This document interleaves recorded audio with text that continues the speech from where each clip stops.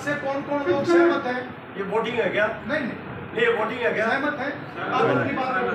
नहीं देखो एक बात ठीक है, है। आप अपनी बात रखो। नहीं अगर हमारे बोलने की है नहीं तो बुलाए क्यों? तो फिर यही बात है।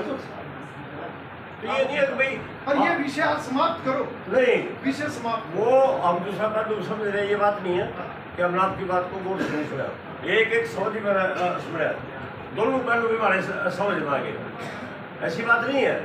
लेकिन हम जो भी इकट्ठे हुए हैं तो हमारे लिए माइक भी अलाउड नहीं है। नहीं अलाउड है आज नहीं पहला अपना माइक बोल्ट को देखो नहीं है भाई, वही आ जाएगा हमें।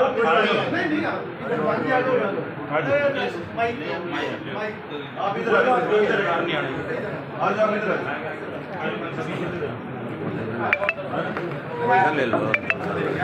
भी है और उन्होंने अपने जिले का कार्यभार भी संभालना चाहते हैं कि जिले में आनंदपूर्वक की काम हो और हम सभी मिलजुल कर काम करने वाले। मैं डी साहब को विश्वास दिलाता हूँ। जो चीज़ बातचीत से होगी, अगर लड़ाई भी हो जाती है तब भी बातचीत होती है। मेरा अनुभव आज का 44 साल का अनुभव है। लड़ेंगे बैठेंगे मेरे वैसे, लेकिन लड़ाई क्यों अगर बैठ के बात हो जाए तो उससे बढ़िया बात क्या तुझे। तो हमें इसके बिल्कुल पूर्ण से बातों के समर्थक है। दूसरी बात यह है कि आपने हल्के का ब्यौरा रखे, अच्छी बात है, बताना चाहिए। हमने सबने उसको, आपने जहाँ जहाँ कार्य करे, आगे भी हम लोग उम्मीद आगे आप इससे ज़्यादा कार्य करो। जहाँ हमारी जरूरत होगी हम भी आपके साथ खड़े। और आपने विकास संबंधी जो जिक्र किया, पहले हमने स्पष्ट कर, जितने भी हम यहाँ बैठे, आप समेत सभी बैठे हैं, कोई भी विकास का विरोधी नहीं है। विकास करने के लिए आपको जिम्मेवारी मिली है, विकास करने के लिए हम इस देश का हिस्सा है। मैं फिर इस बात को दोहराता हूँ सारी पूरी पंचायत में आप सबके सामने कि हम और भी बेहतर विकास चाहते हैं और आपके माध्यम से चाहते हैं। आप बोल रहे थे, बता रहे थे, मेरे बहुत साथी प्रसन्न थे उस टाइम, तालियां भी बजा रहे थे। बच्चे जब सरकार बोलती है, अच्छा बोलती है तो ताली बजनी भी चाहिए। सर मेरी बात से कोई सहमत हो ना हो तो मैं ये कहना चाहता हूँ कि जो रिंग रोड का मसला है, बिल्कुल हम ये जानते हैं कि इससे बिल्कुल लाभ होगा। आगे समय बढ़ेगा, शायद और भी आगे रिंग रोड बढ़े। ये समय चलता रहा, आवश्यकताएं बढ़ती चली जाएंगी। ये भी आपकी बात सही है, आज कोई करेगा, कल कोई करेगा, पीछे भी किया, ये चलता है रूटीन। हम भी कोई सदा नहीं रहेंगे यहाँ। तो जो धरने का जो मसला है, आपने यहाँ एक बात कही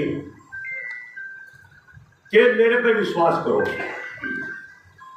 मैं समझता हूँ सब बड़ी कोई बात ही नहीं है भाई, नहीं बढ़ेगा तो नहीं है, तभी हम नहीं है ना।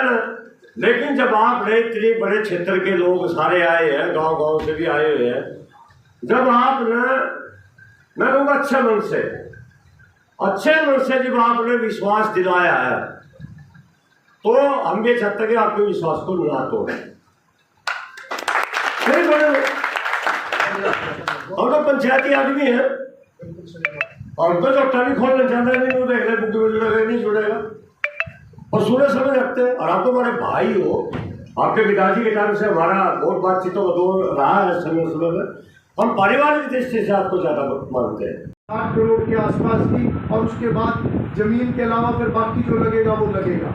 मैंने नेशनल हाईवे के अधिकारियों से कि ये जो डिमांड है इसको रूटीन की डिमांड मत समझना। अगर आज हम इस काम को कर देंगे तो इसका लाभ हमेशा के लिए किसानों को मिलेगा। अगर हम आज ये काम नहीं कर पाएंगे तो बाद में जब प्रोजेक्ट पूरा हो जाता है तो उसके अंदर थोड़ा सा भी बदलाव करना बड़ा भारी मुश्किल होता है। इसलिए आप सब ये निर्णय करते हुए उन किसानों की तरफ जरूर देखना जिनकी आवाज़ मैं आप सबके सामने जनप्रतिनिधि के नाते उठा रहा हूँ। तो मुझे खुशी है, मैं आभार व्यक्त करूँगा मनोहर लाल जी का, मुख्यमंत्री नायब सिंह जी का, और आप सबके सहयोग से वो विषय हमारा आगे बढ़ गया। मुझे उम्मीद है कि वो चीज़ हमारी सही दिशा में आगे बढ़ेगी, क्योंकि काफ़ी हिस्सा उसका हो चुका है। और मैं आप सब से ये अनुरोध करने के लिए विशेष रूप से आज आया हूँ कि आप सबको ये जानकारी भी दूँ। और दूसरा, मेरे पास बार बार प्रशासन और सरकार की तरफ से संदेश आ रहे हैं और लगातार संदेश आ रहे हैं कि सेंटर से दबाव आ रहा है कि प्रोजेक्ट रुक रहा है, प्रोजेक्ट चल नहीं पा रहा है। और प्रोजेक्ट इसलिए नहीं चल पा रहा है कि कुछ किसानों को अभी इस बात का भरोसा नहीं है कि उनकी डिमांड आगे बढ़ेगी कि नहीं बढ़ेगी। तो उस कारण से कहीं इस प्रकार की बात आई है कि भाई डिमांड पूरी होगी तो काम होगा, तो मैंने उनको कहा कि अभी आप लोगों ने कुछ नहीं करना। केंद्र का दबाव आता है प्रदेश पे, प्रदेश का दबाव आता है प्रशासन पे। डिप्टी कमिश्नर मेरे साथ बैठे हैं, मैंने इसीलिए उनको भी बुलाया है, नेशनल हाईवे वालों को भी बुलाया है, पीडब्ल्यूडी के अधिकारियों को भी बुलाया है।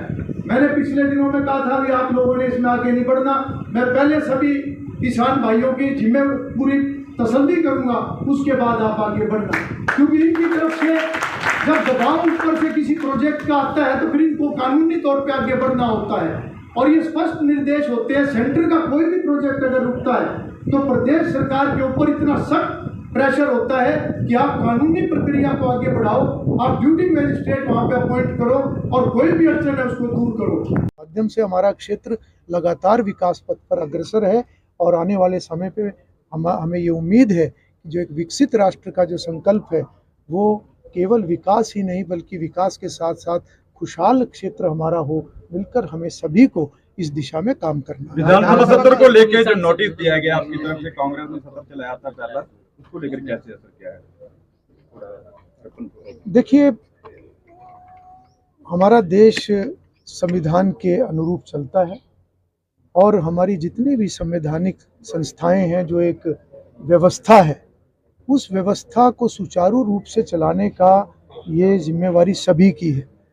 हम सब इन महान मंचों के माध्यम से लोकहित को साधने का काम करते हैं, परंतु ये भी सही है कि जो भी कार्य होता है वो नियम प्रक्रियाओं के तहत होता है, और उसमें कभी भी किसी प्रकार की कोई कमी अगर हो तो सदन की गरिमा और एक अच्छी परंपराओं को बनाए रखने के लिए कभी कभी कोई कदम उठाने पड़ते हैं, तो इससे ज़्यादा इसका कोई और अर्थ नहीं है।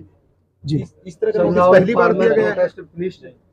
देखिए, इस प्रकार की, क्योंकि जैसे मैंने कहा है कि जो महान ये हमारी संस्थाएं हैं, इनकी मर्यादा, इनकी गरिमा रखना भी हमारा दायित्व है, और लोगों का विश्वास इन संस्थाओं के ऊपर और अपने जनप्रतिनिधियों के ऊपर बना रहे, ये भी चिंता हमको करनी है। तो लोगों का विश्वास बना रहे, संस्थाओं के ऊपर बना रहे, जनप्रतिनिधियों के ऊपर बना रहे, तो मिलकर हमें नियम प्रक्रियाओं और परंपराओं को, अच्छी परंपराओं को लगातार लेकर आगे बढ़ना है। और कभी भी इस प्रकार की कोई बात आती है तो वो भी लोकहित में है कि हम उसके ऊपर अगर कोई सवाल जवाब होता है तो वो भी लोगों के हित में है। ये सही है कि कल का जो एक ये शो कॉज है, ये ना केवल नेता प्रतिपक्ष बल्कि मैंने सरकार से भी इसकी टिप्पणी मांगी है, और मैंने हरियाणा विधानसभा सचिवालय को भी मैंने इसके ऊपर रिपोर्ट बनाने के लिए कहा है। कल्याण साहब, हाई वोल्टेज तारें खतरा बनी हुई है, पिछले दिन एक आदमी भी झुलसा है उसके लिए। देखिए, इस तरह की कोई भी बात आती है तो उसको तत्परता से हम आगे बढ़ाते हैं, और कोई भी ऐसा विषय जो मेरे संज्ञान में आता है हम उसको आगे बढ़ाते भी हैं, और ऐसी कोई भी बात है उसको हम कर रहेंगे।